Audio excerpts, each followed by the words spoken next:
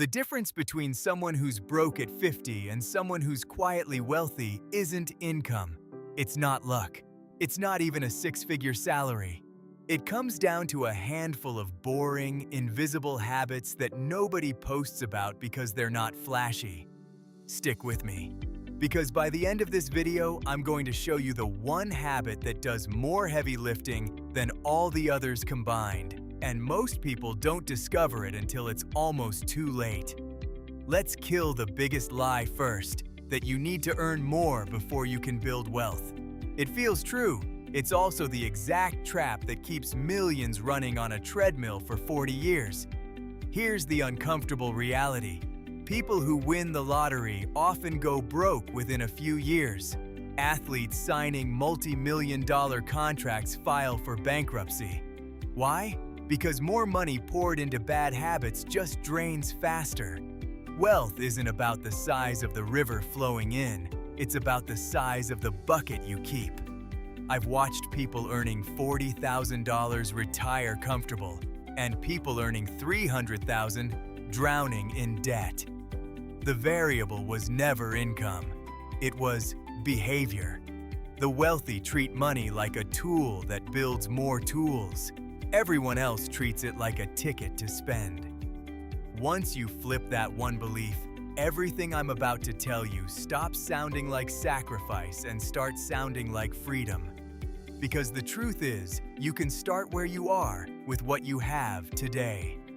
But before any of these habits work, there's a foundation you have to lay first, and almost everyone skips it. Here's the foundation everyone skips. Pay yourself first.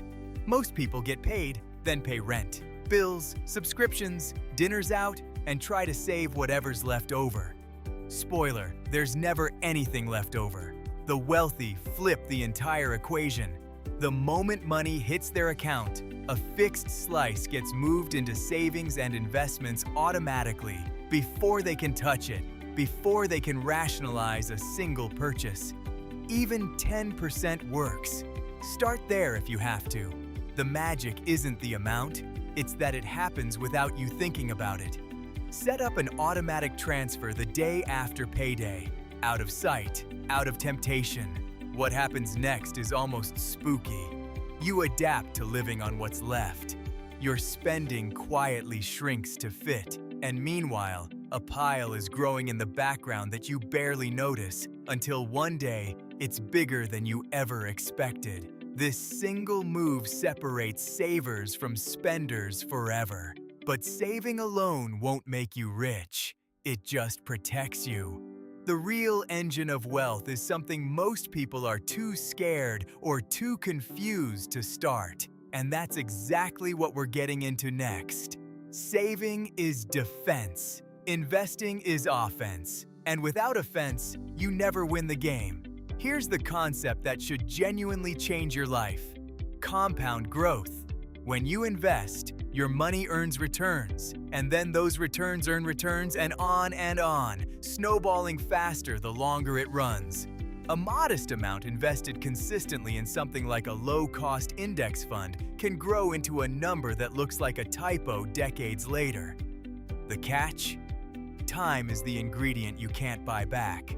Someone who starts investing small amounts in their 20s often ends up with more than someone who starts big in their 40s because the early money had decades to multiply. That's why the best time to start was years ago, and the second best time is right now. I'm not talking about gambling on hot stocks or crypto moonshots. I'm talking about boring, diversified, long-term investing that historically trends upward over decades. No guarantees, markets rise and fall, but time and consistency are your edge. Start with whatever you can.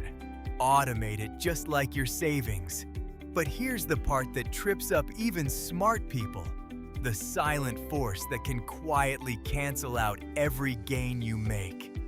That silent force is high-interest debt and its compound growth running in reverse against you.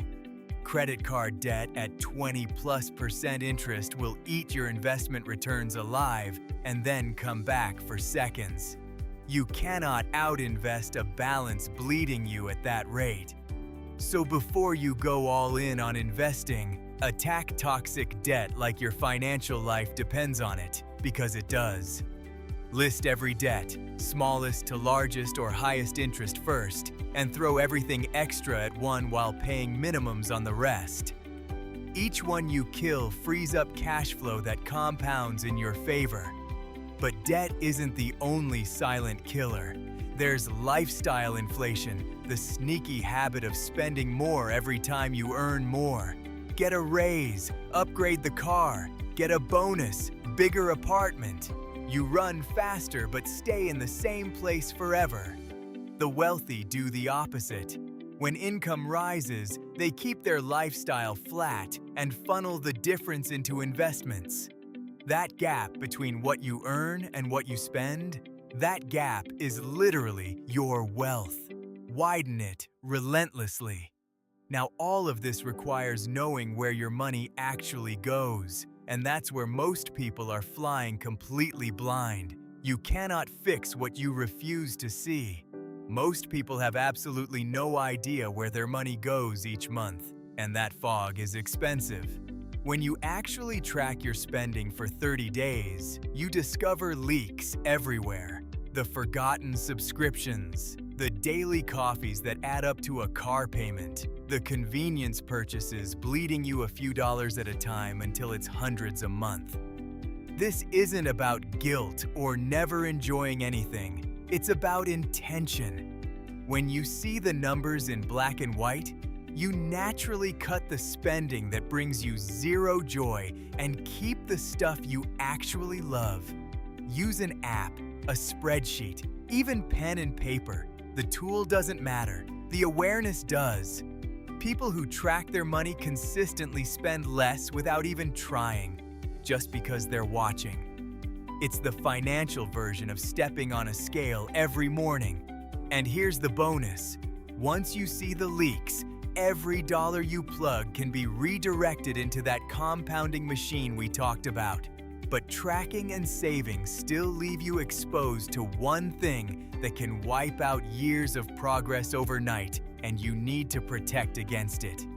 Here's what nobody likes to think about: the emergency. The car breaks down, the job disappears, the medical bill lands. These aren't if, they're when. And without a cushion, one bad month sends you straight back into the high-interest debt you worked so hard to escape, undoing years of progress in a weekend.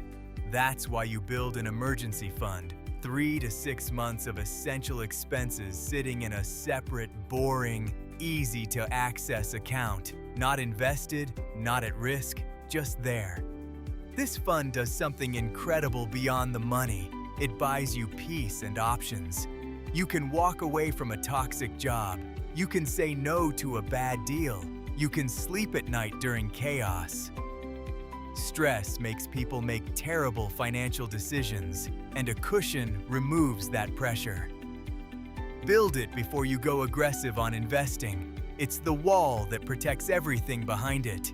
With your debt dying, your spending tracked, your savings automated, and your wall built, you're now standing on solid ground that 90% of people never reach. But there's one final habit, the one I promised at the start, that quietly outperforms all of these combined.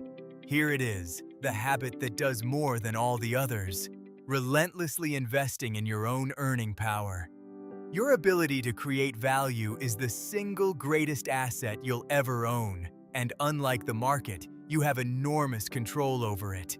Skills, knowledge, relationships, reputation, these compound just like money, often faster. The person who spends an hour a day learning a high-value skill, building a side income, or sharpening their craft can double or triple their income in a few years, and that supercharges every single habit we've covered. A bigger income with the same controlled lifestyle means a massive savings gap feeding your investments. Read the books, take the course, start the side hustle, build the network. The richest people never stop learning and never stop becoming more valuable. This is the loop I opened with. The one most people discover too late, that the best investment isn't a stock, it's you. Stack all 7 habits together, and they don't just add up, they multiply. Wealth stops being a fantasy and becomes a math problem you've already solved. The only question left is whether you start today. So that silent habit I promised at the very start, the one people find too late? It's that you are the asset. Master that, stack it with the other 6, and quiet wealth isn't a maybe, it's a matter of time. Pick just one habit and start it before you close this video, because the gap between knowing and doing is where most fortunes die. If this gave you a plan you can actually follow, consider subscribing so the next one finds you when you need it.